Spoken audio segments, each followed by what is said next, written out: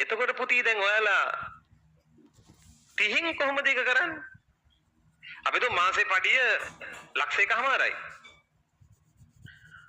නොකා නොබී මාස 12ක් අපි එකතු කරපුවා. කන්නේ නැහැ, බොන්නේ නැහැ, වෛද්‍යවරයෙක් විදියට කුමන හෝ ක්‍රමයක් පාවිච්චි කරලා සේලයින් ගහගෙන රෙද්දක්වත් අඳින්න නැතුව. හරි? නිකන් හිතන්නකෝ ඉස්පිරිතාලක සේලයින් විතරක් ගහගෙන අමු හෙළුවෙන් දොස්තර කෙනෙක් ඉන්නවා නලාව විතරක් දාගෙන. හරි? අපි එහෙම ඉඳලා අපිට ලක්ෂ 18යි එකතු කරගන්න වෙයි.